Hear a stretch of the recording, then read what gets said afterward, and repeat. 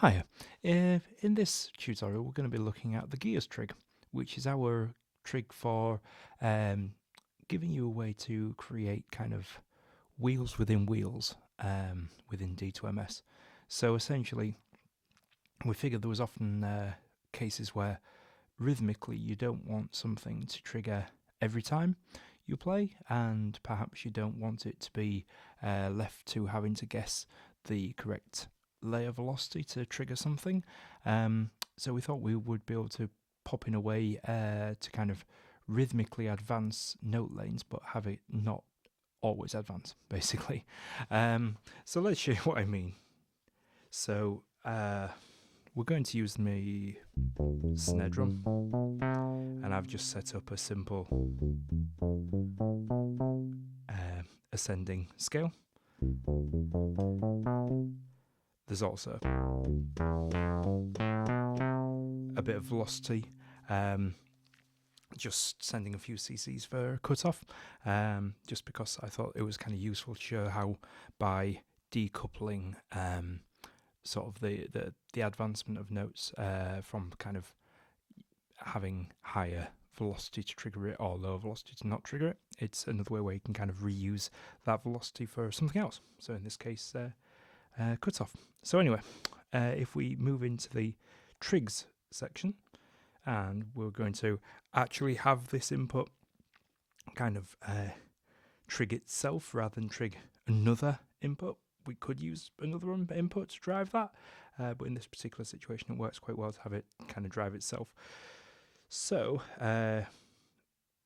basically if we go along on our trig selectors here, and we keep scrolling pretty far to the right, we eventually reach gears, and you can see this is a type where you've got a replication of the lower layer of your inputs and layers in the upper in order to patch that. So we are patching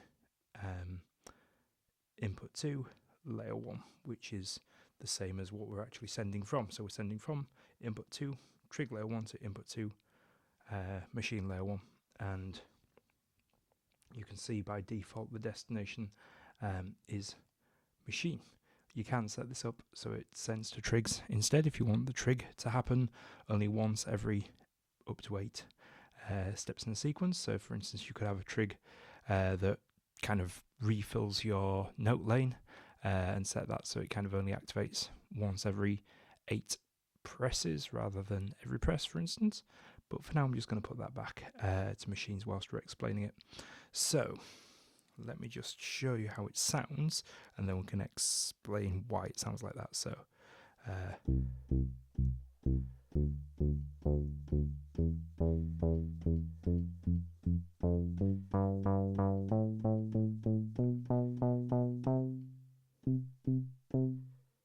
so you can see here we've got retrig set to on, and basically every time we hit, the Gears Trig advances.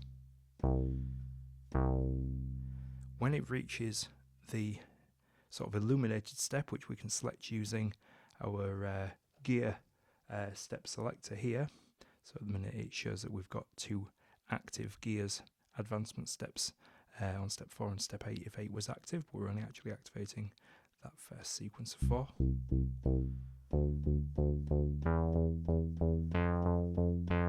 So one of the things that's maybe a little bit confusing to start with is that trig is actually on the last step rather than the first step where you might expect it, but I'll try and show you why. So if we go back over to the track lane,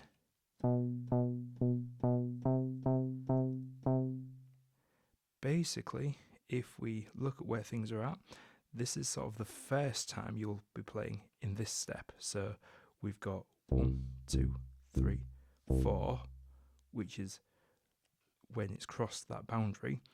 This trig, what it's done is actually advanced the note to the next step.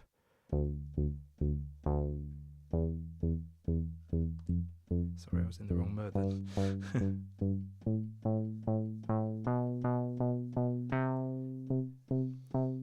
So basically you need to put the trig on the step before the one you want to play the new note, because what the gear is doing in this case is actually advancing the trig to then be played on the next hit.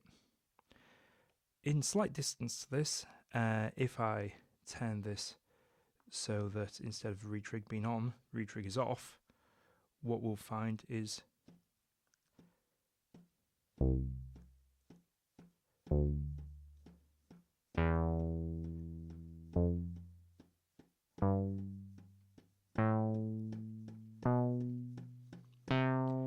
what's basically happening in that situation is the unlit ones are blocking any note being played, and the step that we have selected is playing the note and advancing it. So in that case, if you wanted it to play on the first hit, you would assign it to the first step.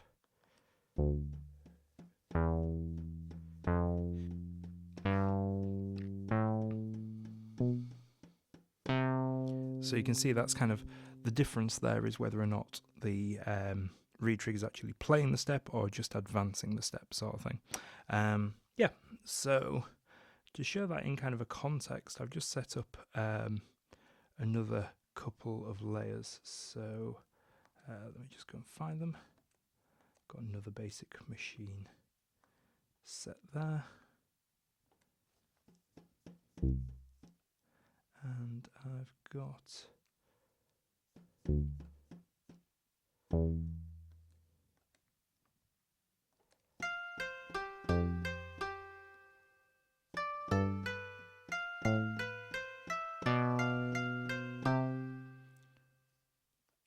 so if I just kind of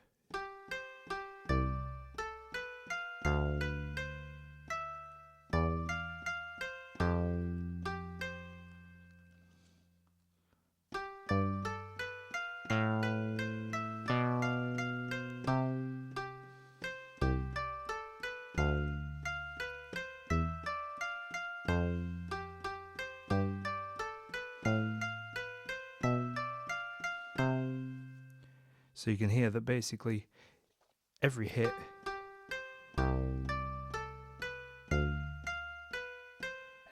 is able to generate a normal basic machine advancement on a layer that's not assigned within this upper part of the grid, whereas the one that we've got sort of sending to gears is only triggering once every 4 steps.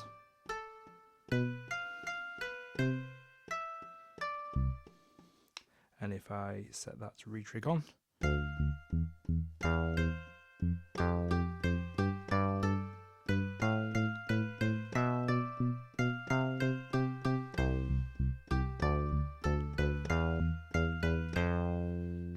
so yeah, that's the Gears Trig in its most basic form. And as I say, you can get quite convoluted, because you can get Gears Trigs sending to other Gears Trigs to kind of lengthen out that sequence, and have that Gears Trig then sending to a machine or to another different trig type or whatever. So you can kind of extrapolate the steps out quite far if you so desire.